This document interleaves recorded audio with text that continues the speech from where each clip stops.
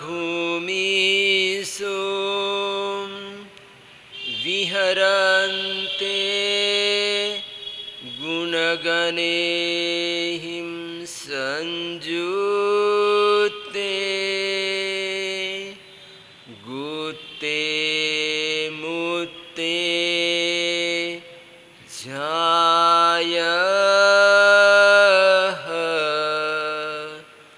मुनिराय निठिय कसाय।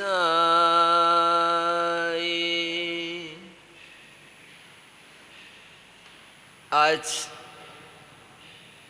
महामंगलकारी शाश्वती नवपद ओली जी का पंचम दिन है। पांचवें दिन पंचम साधु पद की आराधना करनी है।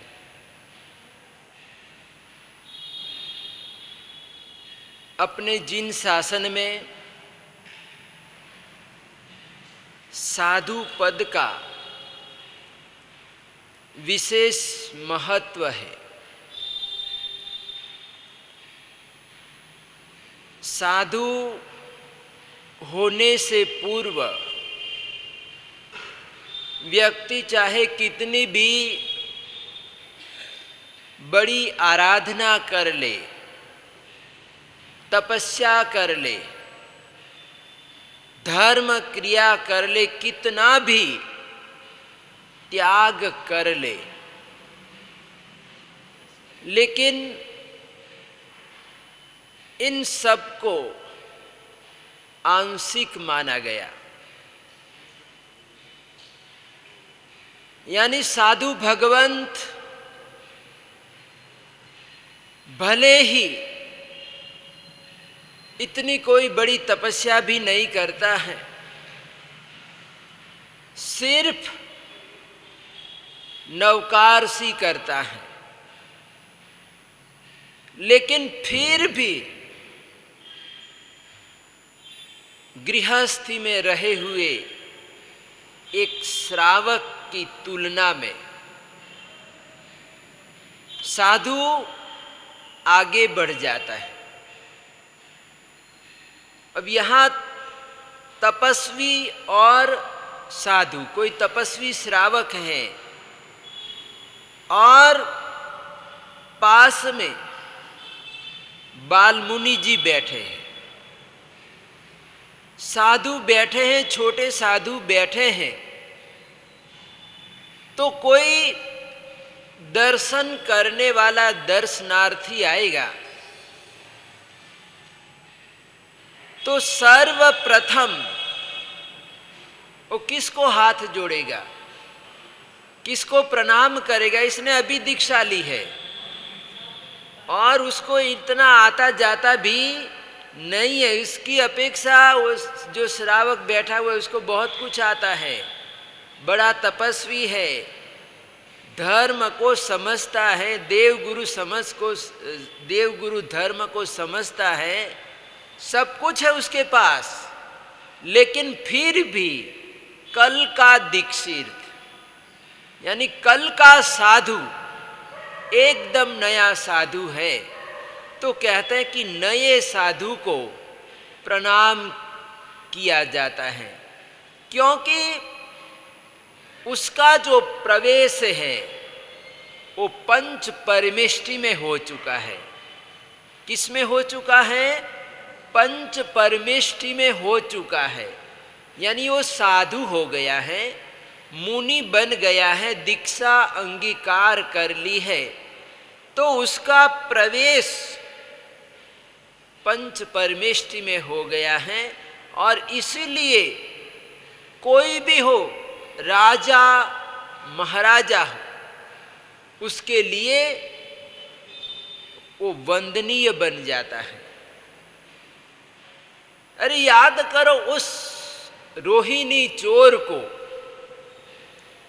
कि रोहिणी चोर बड़े बड़े डाके डालता था, बड़ी बड़ी चोरियां करता था, और किसी की पकड़ में नहीं आता था।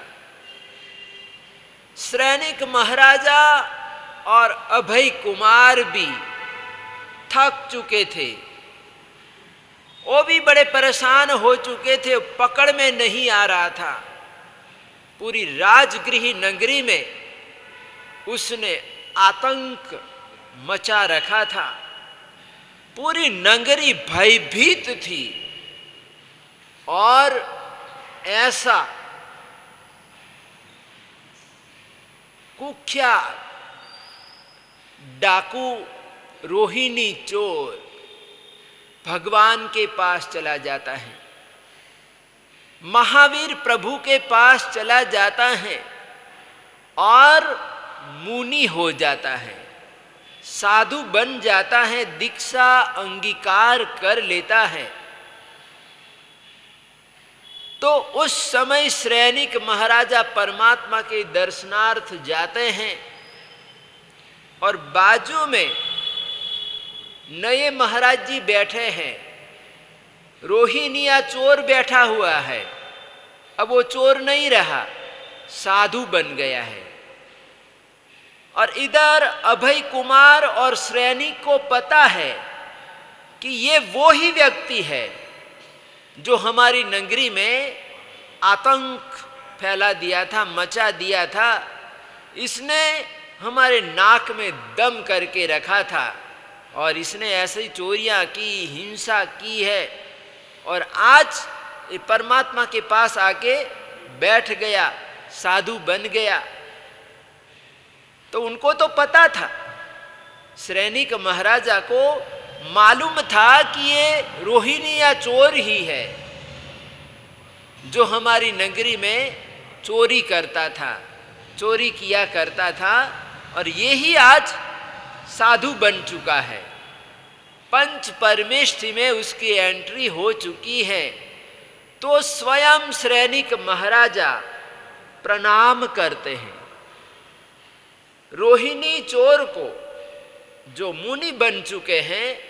ऐसे मुनि महात्मा को श्रैनिक महाराजा भी प्रणाम करते हैं, नमस्कार करते हैं, क्योंकि अब पंच परमेष्ठि में प्रवेश हो चुका है, साधु हो चुके हैं। तो पिछली बातें सब भुला दी गई, यानी ये ऐसा था वैसा था, ऐसा नहीं।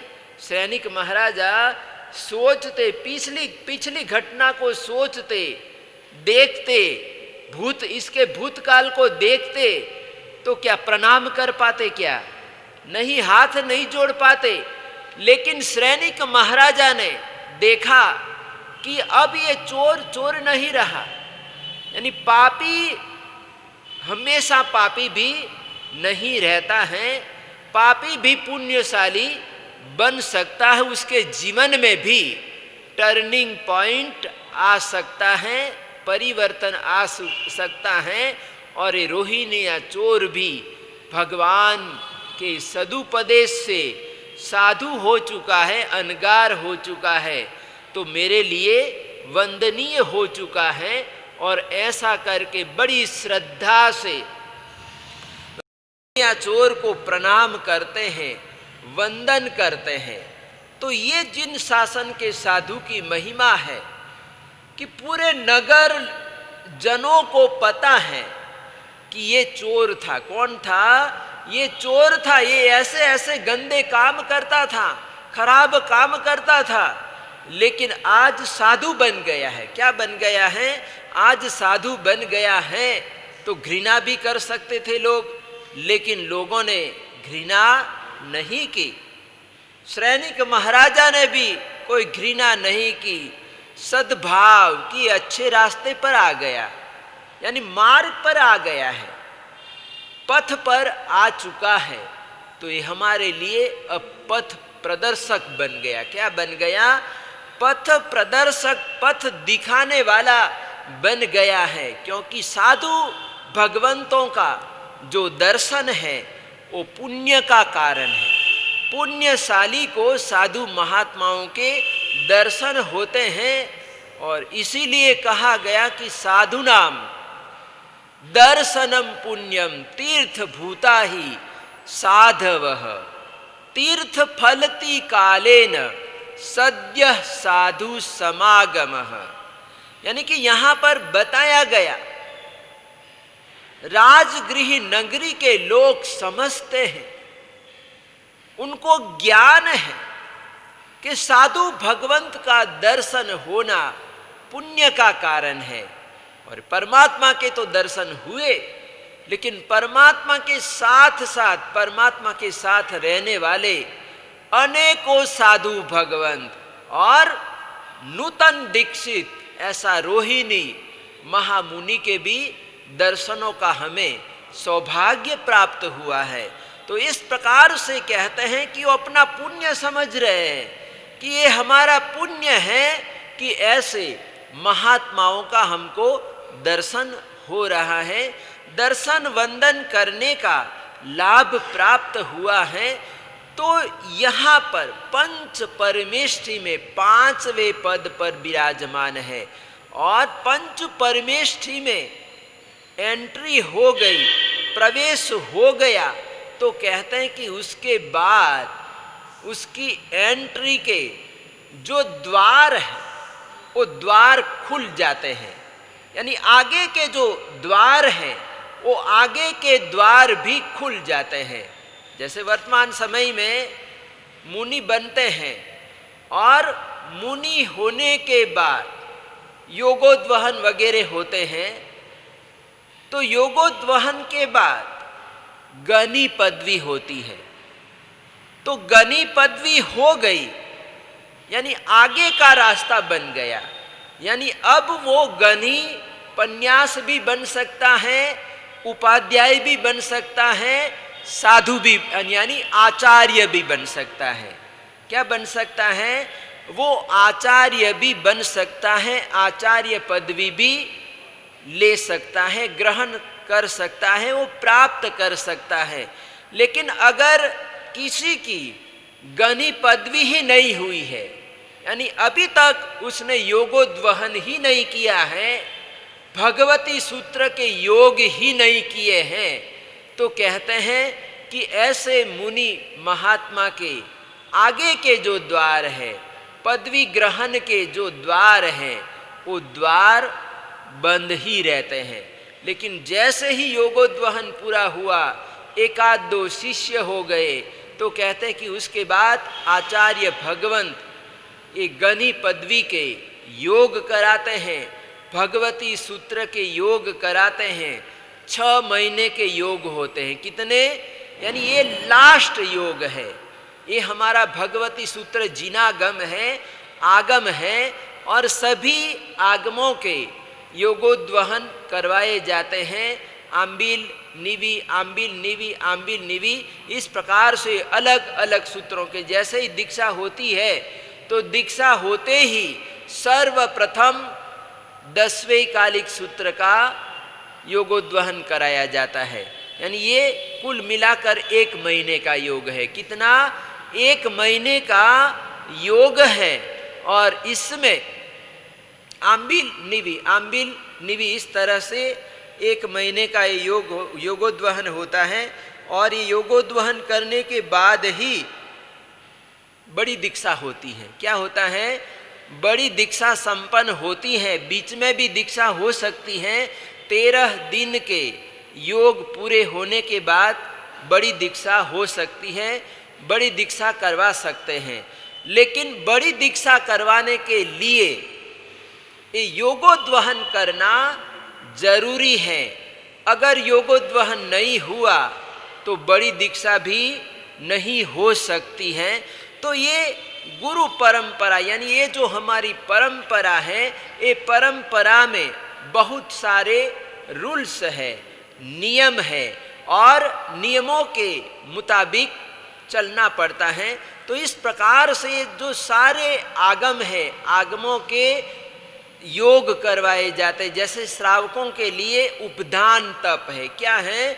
श्रावक श्राविकाओं के लिए उपधान तप बताया गया है कि उपधान तप करने से हमको सूत्र बोलने का अधिकार मिल जाता है। नवकार महामंत्र नमुत्थुनम सूत्र, लोगस सूत्र, पुखरवर्दी, सिद्धानम, बुद्धानम वगैरह जो सूत्र हम बोलते हैं, कहते हैं कि उपधान करने के बाद सही मायने में हमको ये सूत्र बोलने का अधिकार मिल जाता है। तो ये सूत्र पढ़ना है, सूत्र और अर्थ को पढ़ना है। तो कहता है कि इसके पहले यहाँ पर हमारे जिन शासन में तपस्या बताई गई है, तो ये तप पूरा होता है उस समय गनि पदवी होती है, यानी भगवती सूत्र के योग होने के बाद ये भगवती योग होते ही गनि पदवी हो जाती है। लेकिन गनि पदवी से पहले साधु होना जरूरी है, मुनि होना जरूरी है। अगर साधु ही नहीं बने हैं, पंच परमेष्ठि में अगर किसी का प्रवेश ही नहीं हुआ है, तो वो व्यक्ति आगे नहीं बढ़ सकता है। तो यहाँ पर तो साधु में से कोई भी साधु तीर्थंकर भी बन सकते हैं। यानी तीर्थंकर परमात्मा सर्वप्रथम क्या बनते हैं? साधु ही बनते हैं, मुनि ही बनते हैं, और आराधना साधना के द्वारा अपने घाती कर्मों का क्षय करते हैं। तीर्थंकर नाम कर्म उपार्जन होता है, केवल ज्ञान उत्पन्न होता है, धर्म तीर्थ की स्थापना करते हैं, चतुर्विध संघ की स्थापना करते हैं और तीर्थंकर बन जाते हैं, तीर्थंकर कहलाने लगते हैं। तो ये जो तीर्थंकर परमात्मा बनते हैं, अरिहंत परमात्मा बनते हैं, तो कहते हैं कि उसके मूल में, भूमिका में मुनि भगवंत हैं, साधु पद है। यानी पहले, सबसे पहले साधु पद ग्रहण करना जरूरी है, बाद में दूसरे पद मिल सकते हैं, सिद्ध बनते हैं। कोई जीवात्मा सिद्ध भी बनता है, तो कहते हैं कि सिद्ध बनने से पहले साधु होना जरूरी है, तभी वो सिद्ध बन सकता है, मोक्ष में वो जीवात्मा जा सकता है। आचार्य कोई बनता है, पट्टधर कोई बनता है, गच्छाधिपति कोई बनता है, तो कहते हैं कि उसके मूल में भी सर्वप्रथम साधु पद है। उपाध्याय भगवंत भी बनते हैं, तो उपाध्याय जी भी सबसे पहले साधु भगवंत होते हैं, साधु पद में होते हैं। तो कहते हैं कि यहाँ पर सबका मूल अगर कोई है, पंच परमेष्ठि का अगर कोई मूल है, तो वो हमारे साधु भगवंत है। कौन है? साधु भगवंत हैं। और साधु भगवंत हमेशा आराधना साधना में रहते हैं, मन दंड, वचन दंड, काय दंड से रहित होते हैं। कैसे होते हैं? उनका जीवन कैसा होता है कि मन दंड, वचन दंड और काय दंड, यानी त्रिविहेन त्रिदंड वीर्यानम, यानी तीन प्रकार से त्रिविध त्रिदंड से वो विरत हो चुके होते हैं। यानी साधु भगवंत कैसे होते हैं और किसको प्रणाम करना यहाँ पर बताया गया। हम सूत्र बोलते हैं जावंत केवी साहू, हम सूत्र बोलते हैं जावंत केवी साहू, भरहे रवय महाविदेहेय।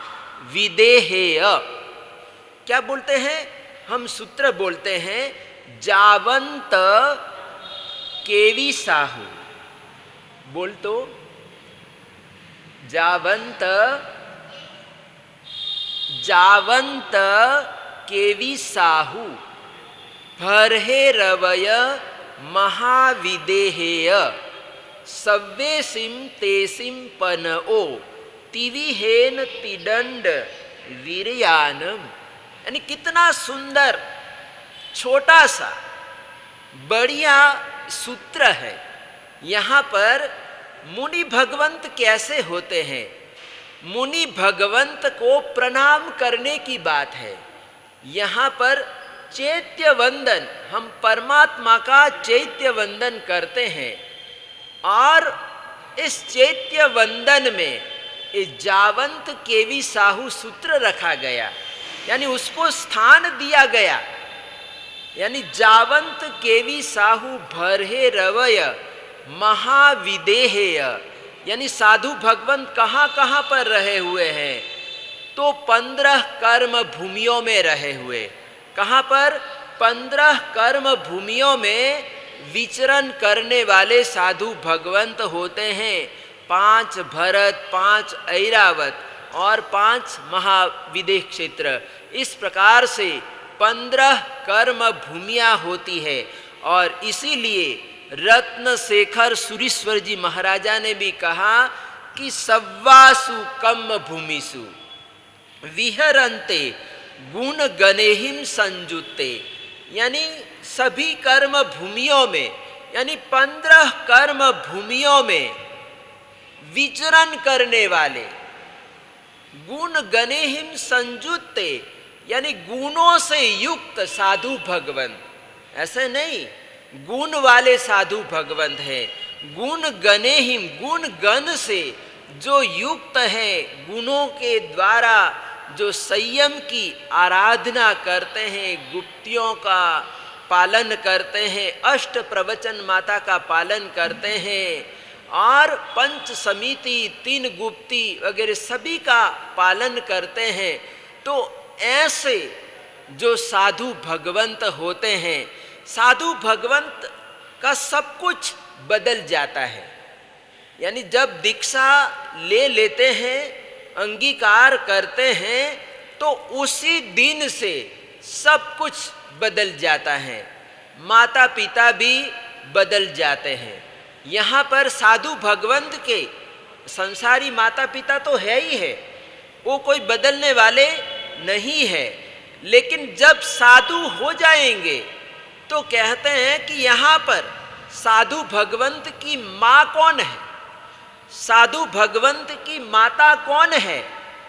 तो वो यहाँ पर जिन शासन में बताया कि जिन शासन का जो साधु है उसकी माता अष्ट प्रवचन माता है। कौन है? अष्ट प्रवचन माता है। पंच समिति और 3 गुप्तियाँ, ये 5 और 3 8 मिलाकर अष्ट प्रवचन माता बनती। क्या बनती है? उसको अष्ट प्रवचन माता, जैसे माता अपने बच्चे का पालन पोषण करती है, वैसे ही साधु भगवंत का पालन पोषण करने वाली ये अष्ट प्रवचन माता है। और इसलिए साधु भगवंत की माता अष्ट प्रवचन माता है। और पिता कौन है? तो बताया गया कि 10 यति धर्म, जो 10 प्रकार के यति धर्म बताए गए हैं, कहते हैं कि वो साधु भगवंत के पिताजी है। वो पालन करते हैं, हर तरह से अपने बेटे का संरक्षण करते हैं, रक्षा करते हैं, देखभाल करते हैं। तो इसीलिए कहते हैं कि साधु बन गए, तो कहते हैं कि यहाँ पर साधु होने के बाद माता पिता भी बदल जाते हैं और ये वेश भी बदल जाता है। क्या? ये वेश भी बदल जाता है। पैंट शर्ट नहीं रहता है, जींस नहीं रहता है। साधु बनने के बाद फिर ये चोलपट्टा आ जाता है, चद्दर आ जाती है, कंबली आ जाती है। और अभी तक तो साधु नहीं बने थे, तो कभी भूख लगी, कुछ हुआ, तो मतलब क्या किया, चलो भोजन करना है। क्या करना है? भोजन करना है, ऐसा हम बोलते हैं। लेकिन साधु बन जाएंगे तो फिर भोजन करना है ऐसा नहीं बोलते हैं, फिर बोलते हैं गोचरी करना है। क्या करना है? गोचरी करना है। यानी भोजन की जगह कौन सा शब्द आ गया? गोचरी शब्द आ गया। कौन सा शब्द आया? गोचरी शब्द आ गया। और हमको वैसे तो हम किसी को आने ही नहीं देते हैं, अंदर श्रावकों को आने ही नहीं देते, हम गोचरी वापरते वहाँ। और कभी कभी ऐसा भी होता है कि छोटे बच्चे होते हैं, वो कभी मतलब अंदर आ जाते हैं, देख लेते हैं, तो कहते हैं कि महाराज जी खा रहे। तो अगर वो पाठशाला वगैरह में आता जाता है, कुछ मतलब उसको धार्मिक ज्ञान है, तो देखकर वो ऐसा नहीं बोलेगा कि महाराज जी खाना खा रहे हैं या भोजन कर रहे हैं। वो बच्चा ऐसा नहीं बोलेगा जो पाठशाला में आता है। धार्मिक पाठशाला में जो पढ़ता है वो बच्चा ऐसा नहीं बोलेगा कि महाराज जी खाना खा रहे, वो बच्चा ऐसा बोलेगा कि महाराज जी गोचरी वापर रहे। क्या कर रहे हैं? महाराज जी गोचरी वापर रहे हैं, ऐसा वो बोलेगा। यानी यहाँ पर भाषा भी बदल जाती है, शब्द भी बदल जाते हैं। अब ये उपाश्रय में सफाई होती है, झाड़ू लगा के सफाई की जाती है, यानी सब उपाश्रय की सफाई हो रही है। लेकिन साधु भगवान डंडासन लेके मतलब सफाई करेंगे तो उसको ऐसा नहीं बोलेंगे कि ये सफाई कर रहे, महाराज जी सफाई कर रहे हैं। हमारे लिए अलग शब्द है। कौन सा शब्द है? महाराज जी काजा निकाल रहे। क्या कर रहे हैं? महाराज जी काजा निकाल रहे हैं, ऐसा बोला जाता है। यानी हम कपड़े भी धोते हैं तो कोई देखेगा तो महाराज जी कपड़े धो नहीं बोलेगा, वो बोलेगा कि महाराज जी काप निकाल रहे हैं। क्या कर रहे हैं? महाराज जी काप निकाल रहे हैं। तो यहाँ पर साधु होने के बाद सब कुछ बदल जाता है, यानी नया जन्म हो जाता है। साधु होना यानी कि एक तरह से नया जन्म लेना है, और नया जन्म लेने के बाद सब कुछ बदल जाता है। तो ऐसे जो साधु भगवंत होते हैं वो अनेक गुणों के धारक होते हैं, तपस्वी होते हैं, बड़ी बड़ी तपस्या करके कहते हैं कि वो अनेक शक्तियां लब्धियां प्राप्त कर लेते हैं। जैसे हम ये कहानी नहीं जानते हैं नंदीसेन मुनि की, कि नंदीसेन मुनि ऐसे महातपस्वी थे और बड़ी बड़ी तपस्याएं करके उन्होंने अनेक लब्धियां प्राप्त कर ली थी, अनेक शक्तियां प्राप्त कर ली थी, और वेश्या के घर गोचरी के लिए गए और धर्म लाभ दिया। तो उस समय वेश्या ने कहा कि यहाँ पर तो जो अर्थ लाभ देता है, यानी जो अर्थ लाभ देता है, अर्थ देता है, वो ही यहाँ पर टिक सकता है, रह सकता है। दूसरे का यहाँ पर कोई काम नहीं है। यानी यहाँ पर धर्म लाभ नहीं, यहाँ तो अर्थ लाभ चाहिए। तो उस समय वो महामुनि थे, नंदीसेन मुनि थे, उनके पास ऐसी शक्तियां थी और उन्होंने एक घास फूस का तिनका लिया और तोड़ा, टुकड़ा करके नीचे गिराया और असरफियों की वर्षा हो गई, असरफियों का ढेर हो गया। क्या हो गया? असरफियों का ढेर हो गया। ऐसे साधु भगवंत होते हैं, महात्मा होते हैं। क्या होते हैं? महात्मा होते हैं। सनत कुमार चक्रवर्ती ने दीक्षा लिया। क्या लिया? एक चक्रवर्ती ने दीक्षा लिया और दीक्षा लेते ही 16 प्रकार के रोग पैदा हो गए।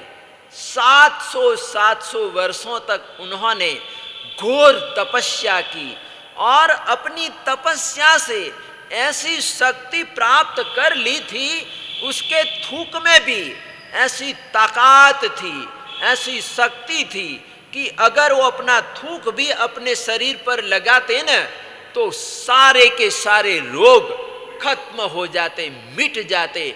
ऐसी शक्ति तपस्या के द्वारा उन्होंने प्राप्त कर ली थी। यानी कैसे अजब गजब के साधु भगवंत होते हैं, साधनाशील साधु भगवंत होते हैं। कहते हैं कि किसी राजकुमार को सर्प ने डस लिया। जैसे मैंने पुण्यतिथि के दिन पंजाब केसरी विजय वल्लभ सुरीश्वर जी महाराजा का प्रसंग सुनाया था। वो घनश्याम जी दास जो बड़े संगीत सम्राट थे, गायक थे, तो उसका मैंने बचपन का प्रसंग सुनाया था कि उनको भी बचपन में सर्प ने काटा था और एकदम लगभग वो मर ही गए थे। और ऐसी परिस्थिति में पंजाब केसरी विजय वल्लभ सुरेश्वर जी महाराजा का वासक्षेप मिला और वो गुरुदेव के वासक्षेप से घनश्याम जी को जीवन दान मिला। क्या मिला? जीवन दान मिला। तो ऐसा ये प्रसंग है यहाँ पर कि किसी राजकुमार को सर्प ने काट लिया और जहर चढ़ने से राजकुमार मर गया।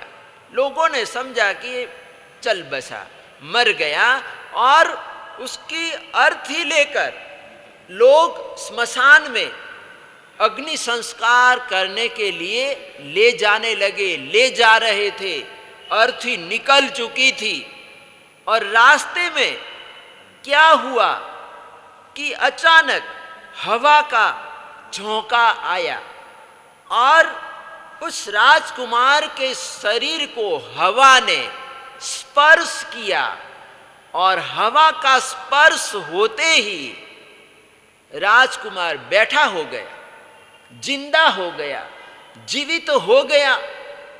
तो आजू बाजू तपास करवाई कि क्या बात है। तो बाजू में एक मुनि महात्मा बैठे हुए थे। कौन बैठे थे?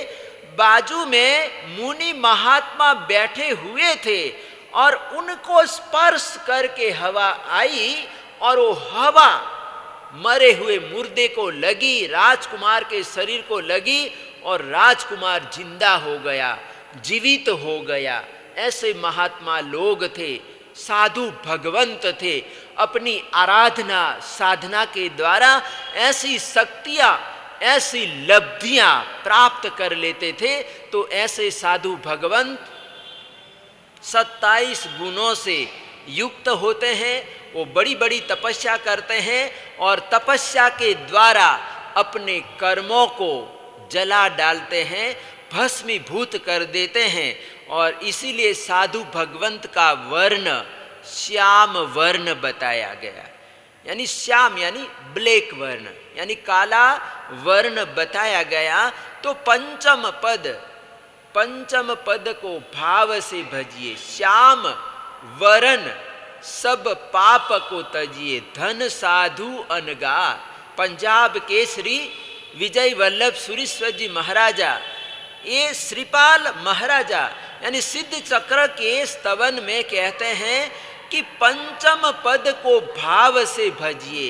यानी ये जो पांचवा पद है, वो पांचवे पद यानी साधु पद को आप भावना से आराधना साधना कीजिए, आराधना कीजिए। और जैसे साधु भगवंत श्याम वर्ण वाले कर्मों को जला देते हैं, वैसे ही हम भी अपने कर्मों को जला सकते हैं। तो श्याम वर्ण इसलिए बताया कि श्याम वर्ण वाले कर्मों को, कर्म रूपी लकड़ियों को साधु भगवंत जला डालते हैं, तप की अग्नि में जला देते हैं, भस्मीभूत कर देते हैं।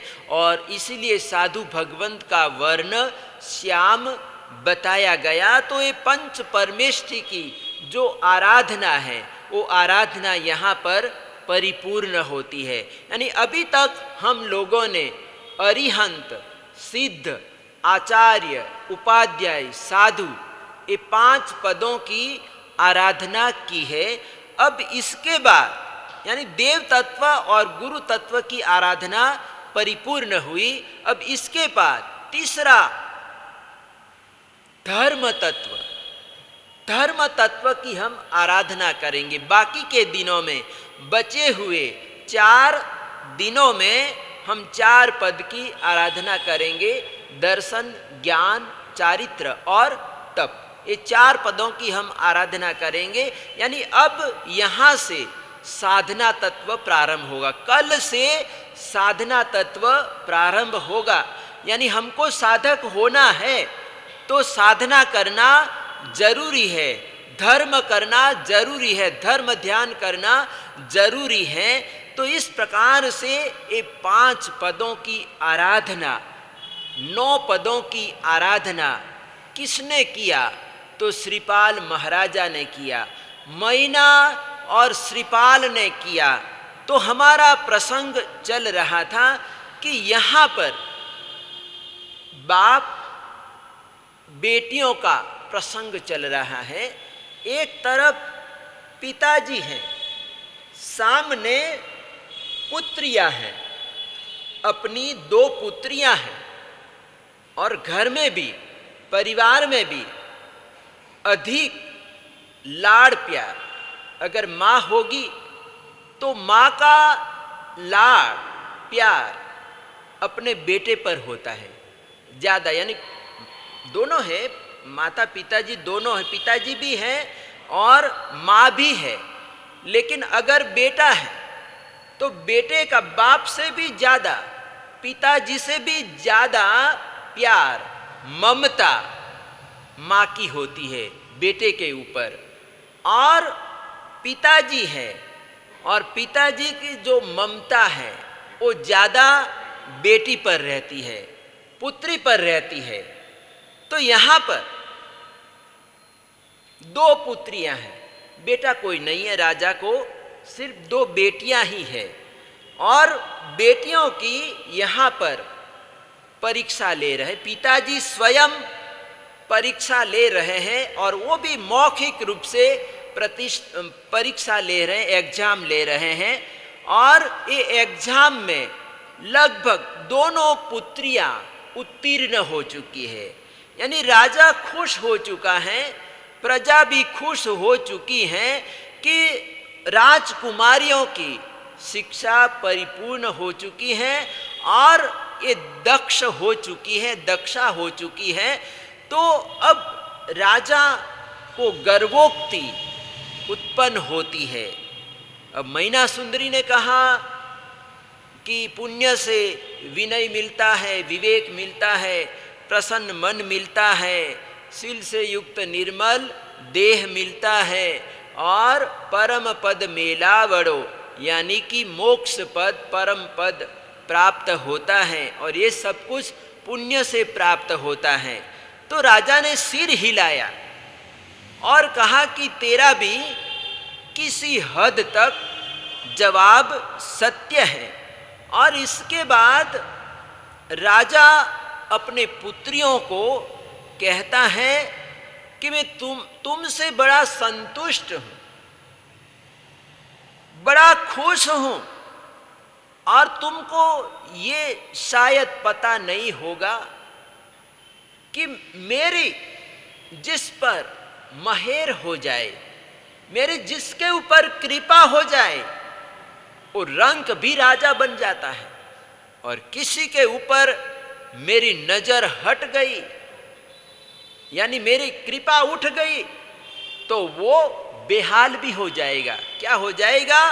वो बेहाल भी जो हो जाएगा, वो अमीर भी गरीब हो जाएगा। क्या हो जाएगा? वो अमीर भी गरीब हो जाएगा। यानी मैं किसी को सुखी कर सकता हूँ और मैं किसी को दुखी भी कर सकता हूँ। तो उस समय सुर सुंदरी ने अपने पिताजी की बात सुनकर कहा कि पिताजी, आपने सत्य कहा है, आप तो कल्प वृक्ष के समान हैं, आपकी बात बिल्कुल सत्य है। संसार में जीवन दाता है आप, यानी संसार में जीवन दाता एक तो महीपति है, यानी राजा है, और दूसरा मेघ है। अगर ये दोनों न हो तो दुनिया में उथल पुथल मच जाए। सुर सुंदरी ने क्या कहा? अपने पिताजी की प्रशंसा की कि एक तो राजा और दूसरा मेघ, ये 2 अगर दुनिया में न हो तो संसार में उथल पुथल मच जाएगी, भूकंप आ जाएगा। तो जो कुछ है आप श्री जी की कृपा है, आप श्री जी की महर है, और पुत्री के मुंह से ऐसी प्रशंसा सुनकर प्रजापाल महाराजा फूल जाते हैं, कुप्पे की तरह फूल जाते हैं, खुश हो जाते हैं। और उस समय खुशी के मारे सुर सुंदरी को कहते कि बोल बेटी, यहाँ पर बहुत सारे राजकुमार बैठे हुए हैं, और इन राजकुमारों में से तू किसी को भी पसंद कर ले और मैं मन पसंद तेरे को वर दे सकता हूं। मेरा यहां से बैठा हो कोई भी राजकुमार मेरा दामाद बन सकता है, किसी को मैं अपना जमाई राज बना सकता हूं। तो उस समय सुरसुंदरी को तो चाहिए ही था, ऐसा पूछा और उन्होंने उसी समय अरिदमन कुमार की ओर इशारा किया कि पिताजी, अगर आपकी मेरे पर कृपा है, आप मेरे पर मुझ पर खुश है, प्रसन्न है, तो आप जी मुझे अरिदमन कुमार जैसा वर दो। तो उसी समय राजा ने कहा कि बेटी तेरी इच्छा परिपूर्ण होगी, और उसी समय अरिदमन कुमार का तिलक करके सगाई पक्की कर दी। और इस तरह से अब सुरसुंदरी का तो हो गया, अब मैना सुंदरी को भी महाराजा पूछते हैं कि बेटी ये सुरसुंदरी ने तो पसंद कर लिया, अब तू भी यहाँ पर बैठे हुए किसी राजकुमार को पसंद कर ले। तो उस समय मैना सुंदरी थोड़ी शर्म के मारे दृष्टि नीचे कर लेती है और वो पिताजी को कहती है, पिताजी के सामने साहस दिखाती है और कहती हैं कि पिताजी आप ये लोगों की झूठी प्रशंसा में, खुशामद में मत आइए। इस संसार में कोई किसी को सुखी नहीं कर सकता, कोई दुखी नहीं कर सकता। अपने अपने कर्मों के कारण सुख दुख मिलते रहते हैं, प्राप्त होते हैं। ये व्यक्ति को कोई सुख भी नहीं देता है और दुख भी नहीं देता है। ये तो अपने अपने कर्मों के कारण सुख दुख प्राप्त करते रहते हैं, मिलते रहते हैं सभी को। तो इसमें कोई दूसरा व्यक्ति इसमें बीच में नहीं है। ये तो अपने कर्म, अपने पुण्य के कारण ये सब कुछ होता है। और ये जो आपने कहा कि मैं किसी को सुखी बना सकता हूँ, किसी को मैं दुखी बना सकता हूँ, मैं तो कल्प वृक्ष के समान हूँ, महीपति हूँ। लेकिन ये आपका झूठा अहंकार है, आपकी ये गर्वोक्ति है। पिताजी, इस संसार में जो कुछ होता है अपने अपने कर्मानुसार होता है। तो यहाँ पर राजा रुष्ट हो जाता है, मैना सुंदरी पर रुष्ट हो जाते हैं। उसकी बात से प्रजापाल महाराजा एकदम नाराज हो जाते हैं और गुस्से में आ जाते हैं और कहते हैं कि अरे तेरा मैंने पालन पोषण किया, बड़ी किया, पढ़ाया लिखाया, तो ये किसने किया? मैंने किया या और किसी ने किया? मैंने ही तो सब कुछ किया। और मेरी तू बेटी है, मेरी पुत्री है, और मेरी पुत्री होकर तू कहती है कि अपने अपने कर्मानुसार सबको मिलता है, मैंने ये सब कुछ किया है, और तू कहती है जो कुछ करता है कर्म के कारण। तो उस समय मैना कहती कि पिताजी आपने किया है, मैं मानती हूँ, लेकिन इसमें आप निमित्त मात्र हैं। कौन है? निमित्त मात्र हैं। माता पिता निमित्त मात्र बनते हैं, बाकी लड़की का भाग्य, लड़की का पुण्य अगर तेज है, प्रबल है, तो कोई बात नहीं। तो माता पिता अच्छे घर ढूंढकर अच्छा वर देते हैं, अच्छा घर देखकर अपनी लड़की को देते हैं, कन्यादान करते हैं।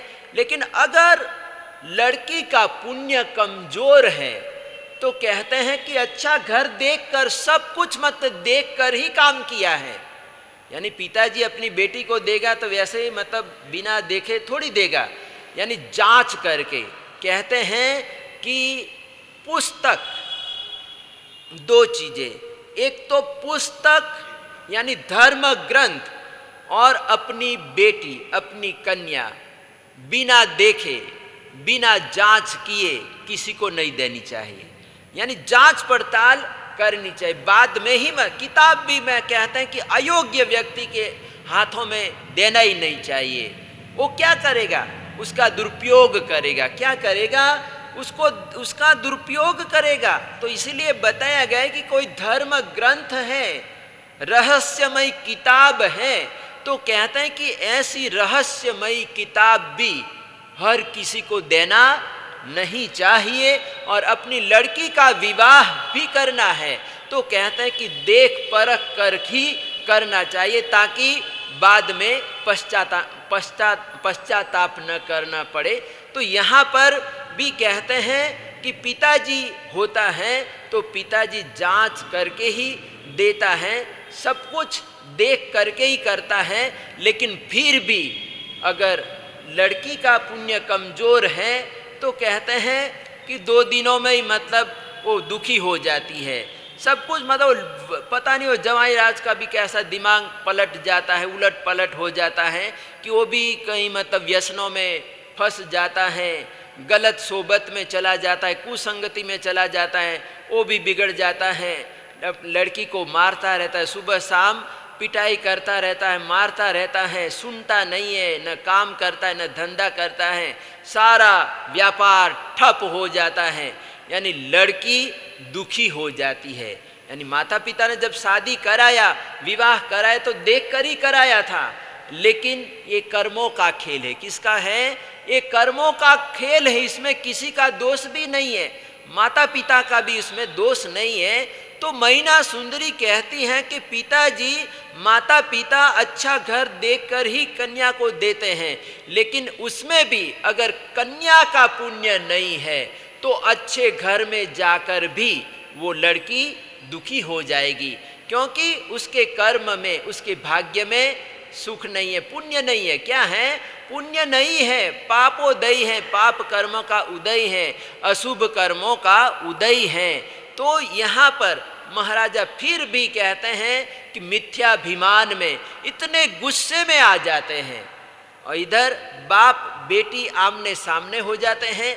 तो मंत्रिमंडल बैठा हुआ था, मंत्री ने खड़े होकर कहा कि अगर ये सभा और लंबी चली तो और कुछ अर्थ का अनर्थ हो जाएगा, तो अब ये सभा को विसर्जन कर देना चाहिए। और ऐसा करके मंत्री ने आकर हाथ जोड़कर महाराजा को विनंती की कि राजन, अब सभा का समय हो चुका है, भ्रमण करने का समय हो चुका है, यानी वॉकिंग करने का समय हो चुका है, बाहर अश्व तैयार है।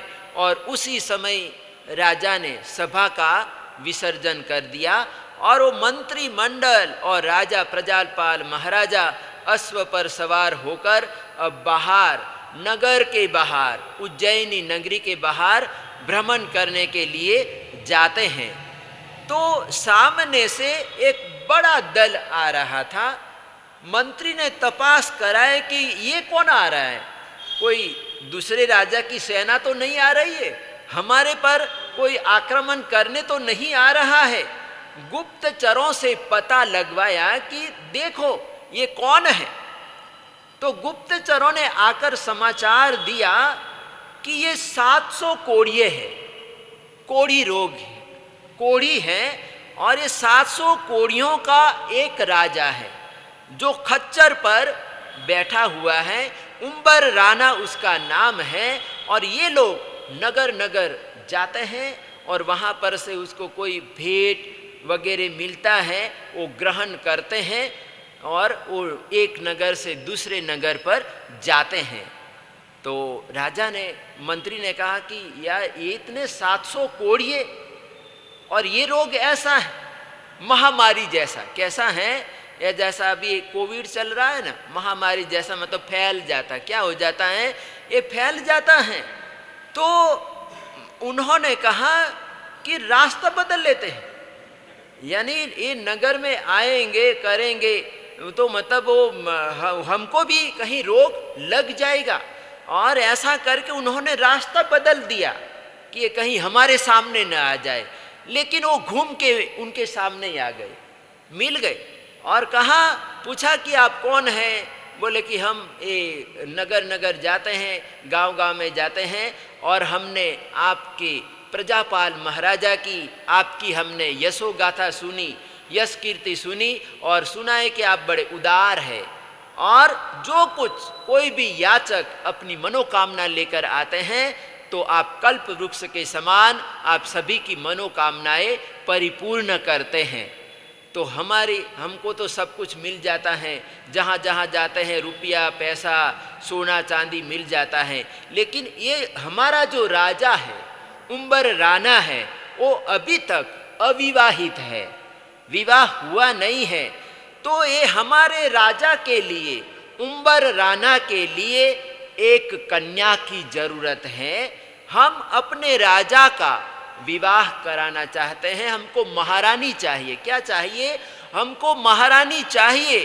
तो ऐसा वो मंत्री ने कहा और उन्होंने राजा को तो वैसे ही गुस्सा था, गुस्से में ही था राजा, और उन्होंने कहा ठीक है कोई बात नहीं है, तुम राज दरबार में आओ और तुम्हारी भावना हम पूरी करेंगे, आशा पूरी करेंगे। ऐसा करके राजा ने मंत्री को बोला कि अब आगे जाने की ज़रूरत नहीं, मोड़ लो, अपने अश्व को मोड़ लो। और ऐसा करके वापस मुड़ के अपने राज दरबार में आ गए।